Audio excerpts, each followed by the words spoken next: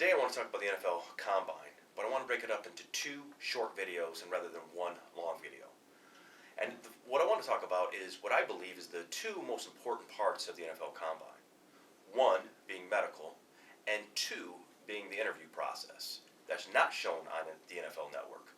And really why the Combine is down in Indianapolis, Indiana, is because the access to the hospitals there in proximity, and well as the access to the MRI machines to do the different testing medically there.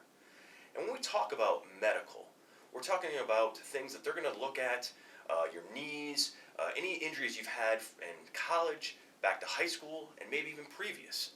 Now, an example of this is very recent. This year's past NFL draft, Jay Ajayi, the running back from Boise State, a lot of people said, hey, he was a second-round grade. But because of an injury he had in 2011, over 3 years ago, didn't have any issues, they said, hey, he got drafted in the 5th round. And the rumors were because he had bone on bone, no cartilage, and people thought, hey, because of that, he was only going to be a one-contract guy. So he dropped strictly because of medical. Nothing to do with the NFL, his evaluation of his film, but medical purposes. And really, medical is so important that after the first initial combine, if you have any issues, you go back to Indianapolis for a recheck. And secondly is the interview process. And really, the teams get 15 minutes to talk to the players and formal interviews during the nights that you're there at the NFL Combine.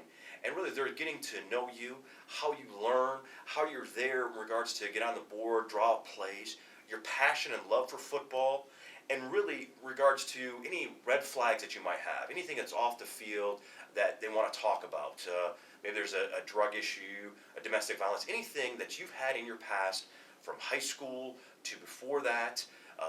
So they want to get really down to the nitty and gritty of you as a person.